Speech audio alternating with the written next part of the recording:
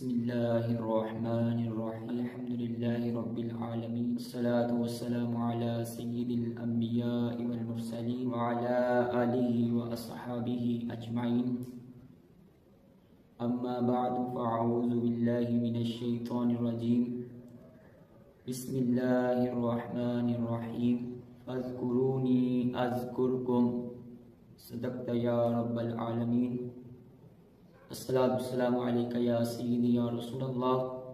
وعلا آلکہ وصحابکہ یا سیدی یا حبیب اللہ۔ رب ذوالجلال کے فضل اور اس کی توفیق سے پیارے آقا صلی اللہ علیہ وسلم کی خاص نگاہ عنایت سے یکم رمضان مبارک کے اس پہلے لیکچر میں یاد الہی کے ثمرات اس پر گفتگو کی جائے گی۔ دعا ہے رب ذوالجلال حق اور سچ بیان کرنے کی توفیق عطا فرمائے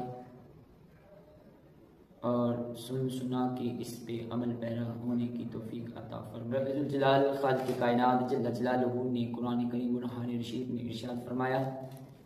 فاذکرونی اذکرکم، تم میرا ذکر کرو میں تمہارا چرچا کروں گا۔ اللہ تبارک و تعالی کا ذکر کرنا، اللہ تبارک و تعالیٰ کو یاد کرنا، اس کا سب سے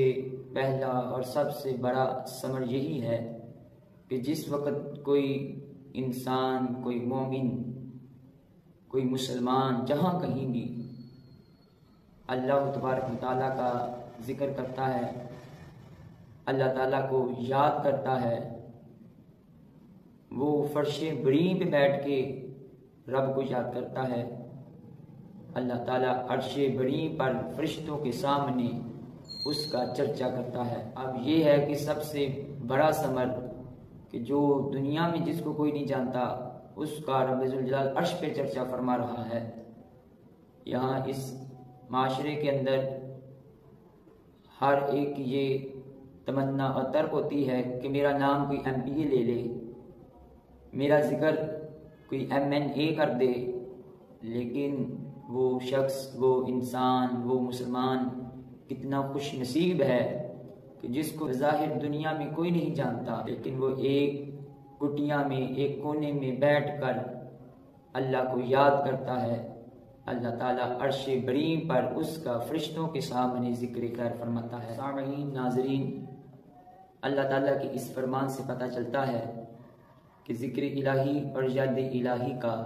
کتنا بڑا ثمر ہے۔ اسی طرح مکاشفۃ القلوب کے اندر امام غزالی اس کے تحت لکھتے ہیں کہ حضرت ثابت بنانی رحمہ اللہ لوگوں میں بیٹھے تھے کہ آپ نے فرمایا کہ میں جانتا ہوں، مجھے علم ہے، مجھے پتہ ہے میرا رب مجھے کب یاد فرماتا ہے۔ تو لوگ حیران ہوئے، پریشان ہوئے، رب کے بارے میں کسی کی اتنی رسائی کیسے ہو سکتی ہے کہ کوئی انسان، اللہ تعالیٰ کی کوئی مخلوق اس چیز کا اندازہ لگا سکے کہ اللہ تبارک و تعالیٰ اس وقت کیا کر رہا ہے، اس وقت کیا کر رہا ہے۔ تو کہتے ہیں کہ میں جانتا ہوں کہ میرا رب مجھے کب یاد کرتا ہے۔ تو لوگ پریشان ہوئے اور پوچھنے لگے کہ آپ کس طرح یہ جان لیتے ہیں؟ تو فرمایا جب میں اس کو یاد کرتا ہوں، جب میں اس کو یاد کرتا ہوں تو وہ مجھے یاد فرماتا ہے۔ تو اس لحاظ سے پتہ چلتا ہے کہ کتنا بڑا یہ مقام و مرتبہ ہے اللہ تبارک و تعالیٰ کا ذکر کرنا، اللہ تبارک و تعالیٰ کو یاد کرنا۔ اللہ تعالیٰ کی یاد سے بندے پر کیا کیا نوازشات ہوتی ہیں اور کتنا نور برستا ہے، اور اللہ تبارک و تعالیٰ کی کتنی رحمت اس پہ ہوتی ہے۔ گرامی قدر حضرات، اسی طرح امام حاکم نے المستدرک للحاکم کے اندر اللہ تبارک و تعالیٰ کے ذکر کے لحاظ سے، اللہ کی یاد کے لحاظ سے حدیث پاک نقل کی ہے۔ اس کے راوی حضرت ابو درداء رضی اللہ تعالی عنہ ہیں۔ رسول پاک صلی اللہ علیہ وسلم نے ارشاد فرمایا، اے میرے صحابہ، کیا میں نہ بتاؤں کہ اعمال میں سے سب سے اچھا بہتر عمل کون سا ہے؟ تمہارے رب کے ہاں، تمہارے مالک کے ہاں سب سے زیادہ نفاست والا پاکیزہ عمل کون سا ہے؟ ایسا عمل نہ بتاؤں جس کی وجہ سے درجات بلند ہوتے ہیں؟ ایسا عمل نہ بتاؤں جو سونا اور چاندی صدقہ کرنے سے بھی افضل ہے، کہ جو واقعتاً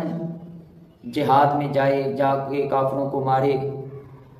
اور خود کافروں سے اپنے جسم پر زخم کھائے، کیا میں ایسا عمل نہ بتاؤں جو اس عمل سے بھی افضل ہو؟ چاہ جائے کہ بندہ جا کے کافروں کو مارے، ان سے زخم کھائے، لیکن وہ کون سا عمل ہے؟ پیارے آقا صلی اللہ علیہ وسلم نے جب یہ ارشاد فرمایا، پوچھا، قالوا، تمام صحابہ کرام رضوان اللہ اجمعین نے عرض کی، وما ذاک یا رسول اللہ صلی اللہ علیہ وسلم، اور ایک روایت میں ہے صحابہ کرام رضوان اللہ اجمعین نے عرض کی، بلا یا رسول اللہ صلی اللہ علیہ وسلم، کیوں نہیں یا رسول اللہ صلی اللہ علیہ وسلم، آپ بتائیے ہمیں۔ تو جس وقت پیارے آقا صلی اللہ علیہ وسلم نے پوچھا کہ کیا میں نہ بتاؤں ایسا عمل 5 لحاظ سے جو افضل ہے، 5 اعمال سے جو افضل ہے؟ قالوا بلا یا رسول اللہ صلی اللہ علیہ وسلم، کیوں نہیں آپ ہمیں بتائیے۔ قال رسول اللہ صلی اللہ علیہ وسلم،